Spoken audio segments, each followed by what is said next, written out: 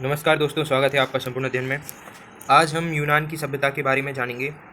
ठीक है मित्रों, तो आइए जानते हैं यूनान की सभ्यता कहाँ से शुरू हुई और इस सभ्यता में क्या क्या विकास हुआ। ठीक है मित्रों, तो आइए सबसे पहले जान लेते हैं यूनान की सभ्यता का क्षेत्र कहाँ पे था। ठीक है मित्रों, तो ये देखिए, ये है यूनान का क्षेत्र। ठीक है मित्रों, वर्तमान में यूनान को क्या कहा जाता है? ग्रीक कहा जाता है। यूनान का प्राचीन नाम हेल्सा था। यूनान देखिए, ये यूनान है जो ये यूरोप के दक्षिण पूर्व बाल्कन प्रायद्वीप के दक्षिणी भाग में 2500 वर्ग मील में विस्तृत है। ठीक है मित्रों, तो इसके पूर्व में एजियन सी है, ये एजियन सी है, ये पूर्व में। और आप इस तरफ जब ग्रीस के इस तरफ जाएंगे तो ये इसके इस तरफ ग्रीक के दक्षिण में क्षमा कीजिए, ग्रीक के जब आप उत्तर पश्चिम में जाएंगे तो आपको यहाँ पे यूरोप मिलेगा। ठीक है मित्रों, इस प्रकार से ये यूरोप के किस तरफ हुआ? ये यहाँ पे यूरोप है अपना पूरा, तो ये यूरोप के किस तरफ हुआ? ये यूरोप के दक्षिण पूर्व में हुआ। ठीक है मित्रों, तो इसके पूर्व में ये है एजियन सी, और ये एजियन सी के इस तरफ क्या है? ये है टर्की। ठीक है मित्रों, तो ये तुर्की हो गया। ठीक है मित्रों, तो आप समझ गए होंगे, ये है ग्रीक की भौगोलिक स्थिति, ये है ग्रीक। इसे अभी वर्तमान में ग्रीक बोलते हैं, इससे पहले इसे यूनान बोला जाता था। ठीक है मित्रों, ईसा में 600 ईसा शताब्दी पूर्व ये क्षेत्र विकसित हुआ। ठीक है मित्रों, इस सभ्यता का जन्म कब हुआ? 600 ईसा पूर्व में हुआ।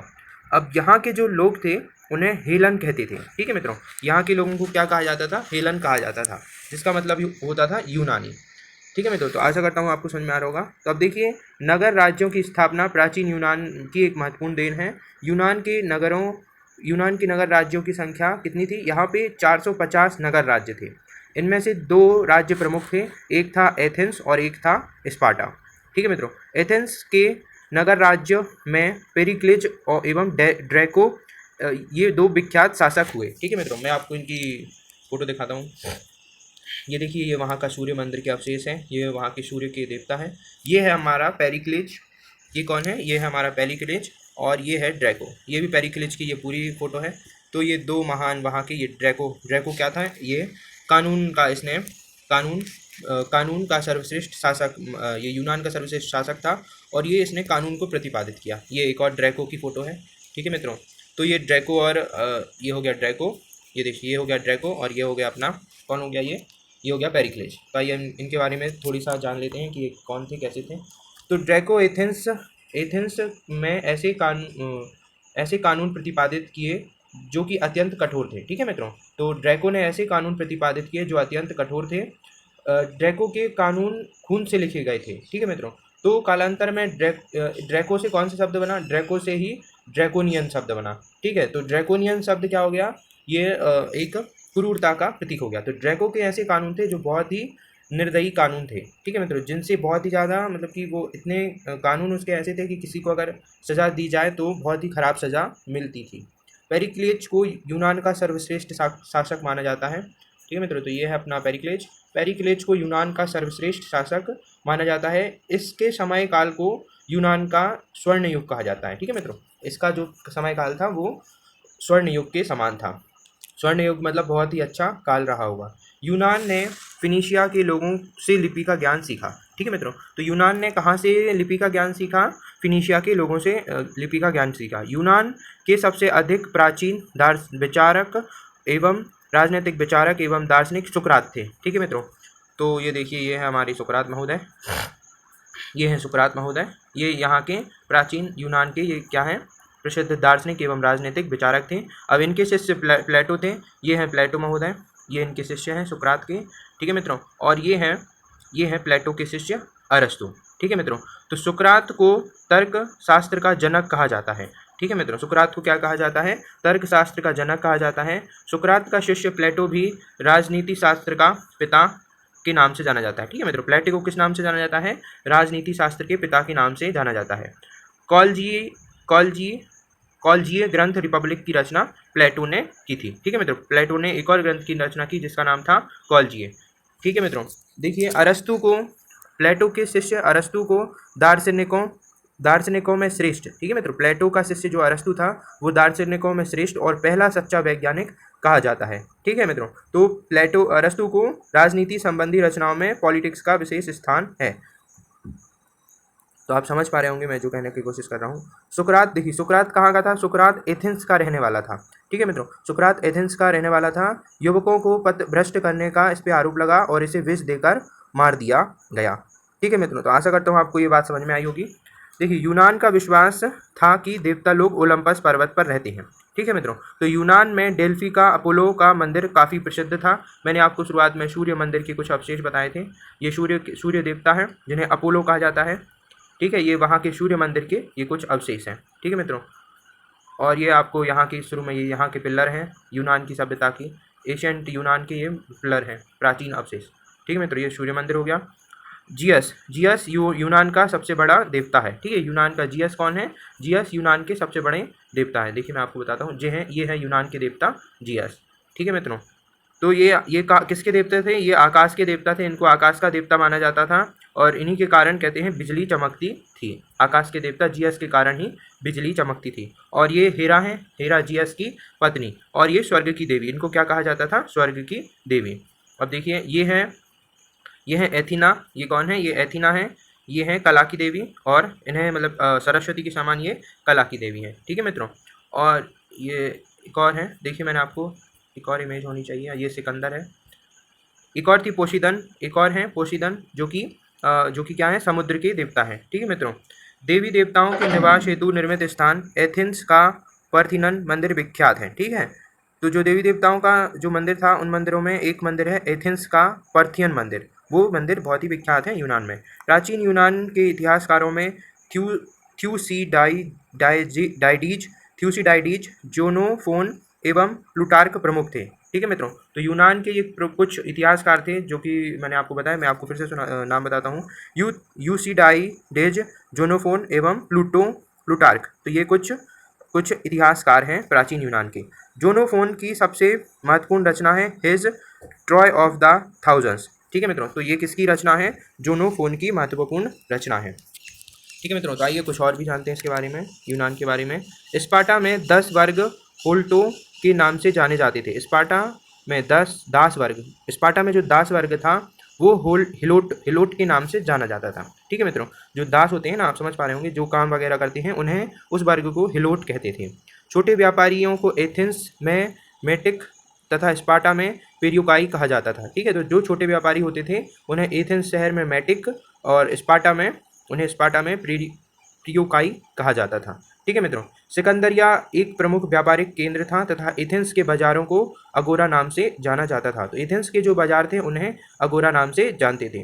प्राचीन यूनान के सामाजिक जीवन का चित्र प्रस्तुत करने वाली कॉल्जीय ग्रंथ एलियड एवं ओडिसी की रचना होमर ने की थी।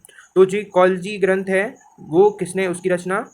कॉल्जी ग्रंथ थे दो, एलिड एवं ओडिसी। तो एलिड और ओडिसी की रचना होमर ने की थी। सोफीक्लिज की दुखांत नाटक विश्व भर में प्रसिद्ध है। तो एक व्यक्ति थे सोफीक्लिज, इन्होंने दुखांत नाटक लिखे जो कि विश्व भर में प्रसिद्ध है। प्राचीन विश्व का महान गणितज्ञ आर्किमिडीज, देखिए ये है हमारे आर्किमिडीज महोदय, ये है आर्किमिडीज महोदय। ठीक है मित्रों, तो ये प्राचीन गणितज्ञ आर्किमिडीज यूनान का ही था। इनका समय काल, इनका जन्म हुआ था 287 ईसा पूर्व और इनकी मृत्यु हो गई थी 212 ईसा पूर्व में। उसके अनुसंधानों के आधार पर ही गुरुत्वाकर्षण के सिद्धांत का विकास हुआ। इसके अलावा हिपोक्रेट एवं एनकिजमेंडर जैसे वैज्ञानिक भी यूनान की सभ्यता की देन है। ठीक है मित्रों, कुछ और भी यहाँ के प्रमुख वैज्ञानिक थे जिनमें से हिपोक्रेटिस और एनक्रीजमेंडर। ठीक है मित्रों, आर्किमिडीज ने ही सापेक्षिक घनत्व एवं उत्प्लावन बल का ज्ञान कराया एवं गोलाकार वस्तुओं की परिधि मापने की रीति बनाई। ठीक है मित्रों, रेखा गणित का पिता कहलाने वाला यूक्लाइड भी यूनान का ही था। ठीक है मित्रों, तो नाइन्थ और टेंथ में यूक्लिड पढ़ते हैं, यूक्लिड की प्रमेय, विभाजन प्रमेय का, तो ये यूनान के ही थे यूक्लिड। ठीक है मित्रों, तो यूक्लिड कौन थे? रेखा गणित का पिता कहलाए जाते हैं यूक्लिड। प्रसिद्ध पुस्तक इंडिका मैगस्थनीज ने लिखी जिसे चंद्रगुप्त मौर्य के शासन के बारे में जानकारी मिलती है। ठीक है, जिससे क्या मिलती है? इंडिका से चंद्रगुप्त मौर्य के शासन के बारे में जानकारी मिलती है। एरोस्थनीज वह पहला व्यक्ति था जिसने कहा कि यूरोप से पश्चिम की ओर यात्रा करने पर भारत पहुंचा जा सकता है, जो कि यूनान का था। यूनान की सबसे बड़ी देन लोकतंत्र तथा उत्तरदायी सरकार है। ठीक है मित्रों, तो सबसे पहले लोकतंत्र और उत्तरदायी सरकार का विकास कहाँ हुआ? यूनान में ही हुआ था। ठीक है मित्रों, ये हमारी प्रसिद्ध विजेता सिकंदर का चित्र है।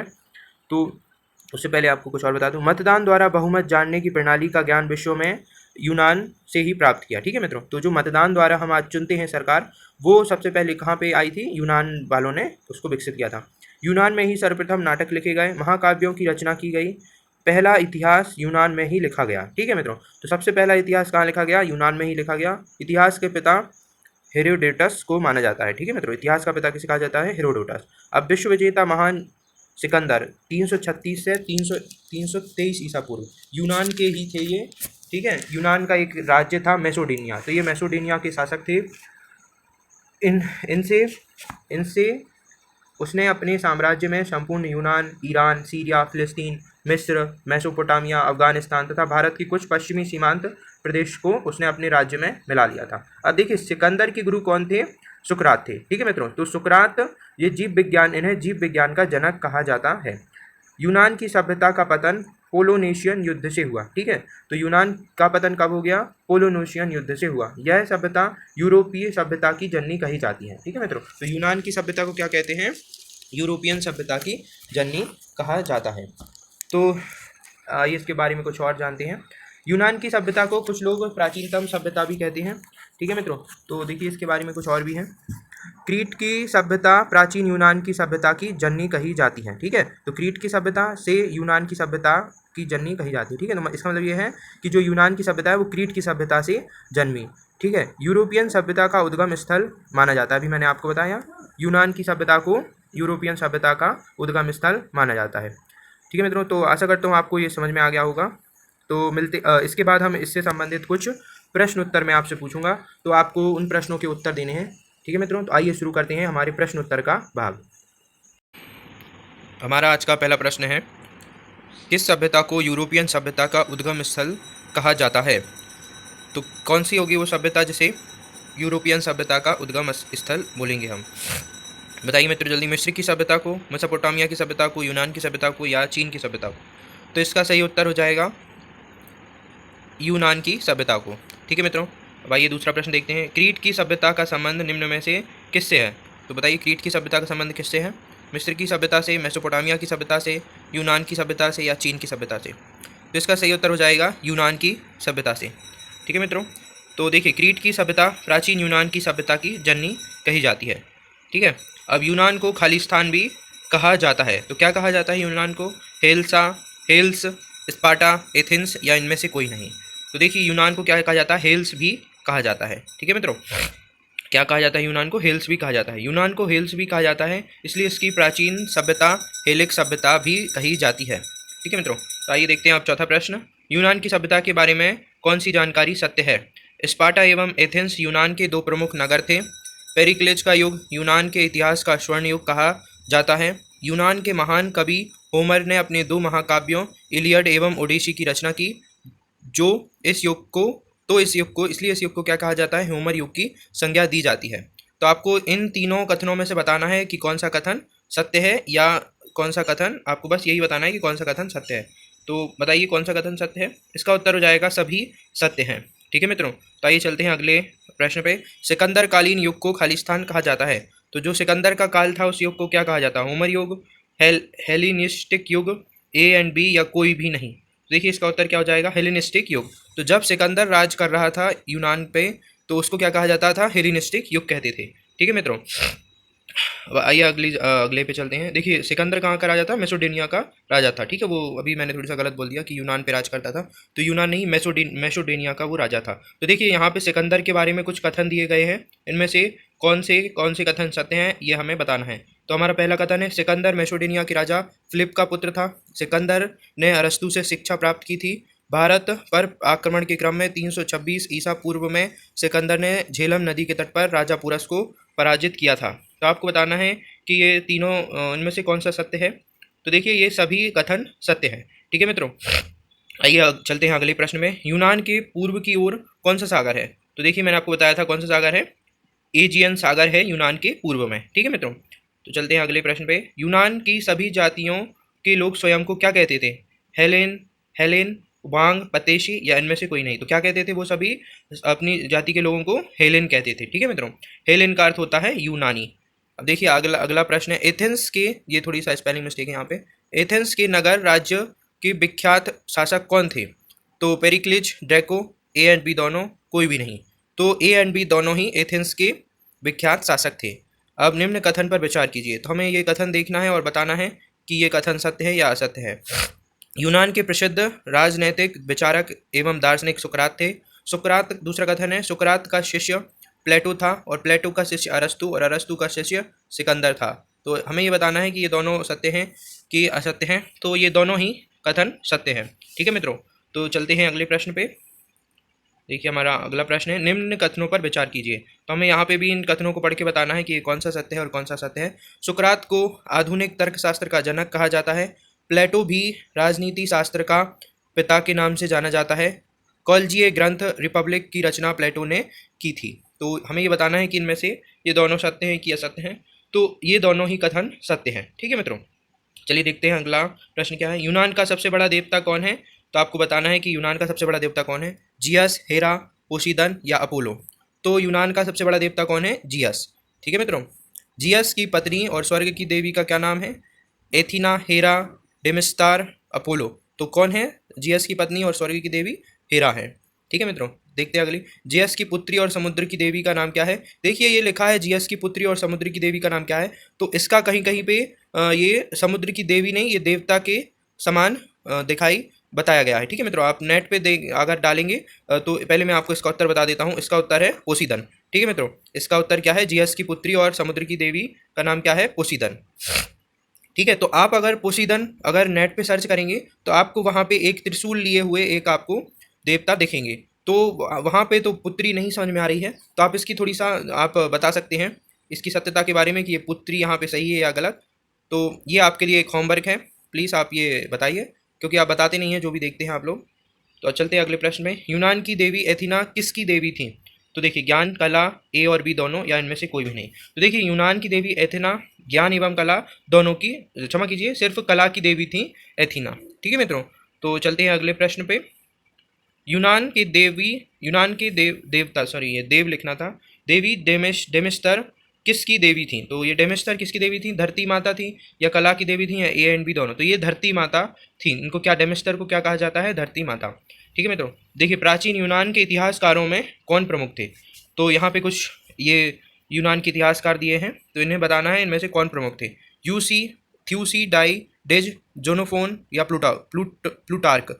तो देखिए सुनिए ध्यान से, ये तीनों के तीनों ही यूनान के, प्राचीन यूनान के प्रमुख इतिहासकार थे। देखिए ये इसका उत्तर ए बी सी तीनों। तो अब देखिए ये अगला प्रश्न है, his Troy of the thousand, ये किसकी रचना है? थ्यूसडाइज, जोनोफोन, प्लूटार्क या सुकरात। तो ये किसकी रचना है? थ्यूसडाइज। ठीक है मित्रों, ये किसकी रचना है? समझ लीजिए ये जोनोफोन की रचना है। दार्शनिकों में श्रेष्ठ और पहला सच्चा वैज्ञानिक किसे कहा गया है? अरस्तु, जोनोफोन, प्लूटार्क या सुकरात को। तो इसका सही उत्तर है अरस्तु को। ठीक है मित्रों, देखिए हमारा अगला प्रश्न है, महान यूनान के महान गणितज्ञ कौन थे? आर्किमिडीज, हिप्पोक्रेटिस, प्लूटार्क या एनक्रीजमेंडर। तो कौन थे? आर्किमिडीज यूनान के महान गणितज्ञ थे। ठीक है मित्रों, अब अगला प्रश्न है, वह पहला व्यक्ति जिसने कहा कि यूरोप के पश्चिम की यात्रा करने पर भारत पहुंचा जा सकता है। तो वह व्यक्ति कौन था? Archimedes, Hippocrates, एरोटोस्थनीज, एनक्लीजमेंडर। तो कौन था? एरोटोस्थनीज था। ठीक है मित्रों, अब चलते हैं अगले प्रश्न पे। लोकतंत्र तथा उत्तरदायी सरकार किसकी देन है? तो इसका सही उत्तर हो जाएगा यूनान, मिस्र या फिर चीन या फिर अमेरिका। तो लोकतंत्र एवं उत्तरदायी सरकार किसकी देन है? यूनान की देन है। ठीक है मित्रों, अब अगले प्रश्न पे चलते। इतिहास का पिता किसे कहते हैं? तो ये बहुत ही आसान सा प्रश्न है। Archimedes, Hippocrates, Eratosthenes, Herodotus. तो किसे कहेंगे? हेरोडोटस इतिहास का पिता कहा जाता है। ठीक है मित्रों, चलिए अगले प्रश्न पे देखते हैं। तो मित्रों आज के लिए इतने ही प्रश्न थे। इसके आगे हम पढ़ेंगे रोम की सभ्यता के बारे में जानेंगे थोड़ी सी। देखिए मैं यहाँ पे जो भी अभी तक मैंने जितनी भी सभ्यताओं के बारे में आपको बताया है उनके सिर्फ फैक्ट बताए हैं, उनकी ज़्यादा डिटेल में मैं नहीं गया हूँ। मैं किसी दिन उनकी पूरी डिटेल्ड वीडियो आपके लिए लाऊंगा कि वहाँ वो सभ्यता कैसे विकसित हुई और उस सभ्यता से क्या क्या मिला। तो उस वीडियो में सब कुछ रहेगा। ठीक है मित्रों, इसके अलावा मैं आपको एक चीज़ और बता दूं कि मैं अभी सिर्फ मैथ्स के लिए एक नया चैनल ला रहा हूं, जिसमें सिर्फ मैं आपको गणित के बारे में बताऊंगा। उसमें मैं सिर्फ गणित की वीडियो डालूंगा, सिर्फ मैथ्स की वीडियो रहेंगी। तो जो भी मैथ्स अच्छे से पढ़ना चाहता है और जिसको बिल्कुल भी मैथ्स नहीं आती, वो बिल्कुल शुरू से लेके पढ़ना चाहता है, जिसको कुछ भी नहीं आता मैथ्स का, तो वो चैनल प्लीज़ जाके सब्सक्राइब करें। जैसे ही उसमें सब्सक्राइबर बढ़ते हैं तो वीडियो उसमें आना शुरू हो जाएंगी। प्लीज़ वो चैनल सब्सक्राइब करें। उसका लिंक मैं डिस्क्रिप्शन बॉक्स में डाल दूंगा। आप @ रहेगा, @गणित IQ उस पर लिखा रहेगा, तो आप उस पर क्लिक करके मेरा वो चैनल आप सब्सक्राइब कर सकते हैं, जिसमें सिर्फ मैथ्स की वीडियो रहेंगी, सारे मैथ्स के टेस्ट भी रहेंगे। ठीक है मित्रों, तो प्लीज़ लाइक, शेयर और सब्सक्राइब करना ना भूलें। मिलते हैं नेक्स्ट वीडियो में। जय भारत।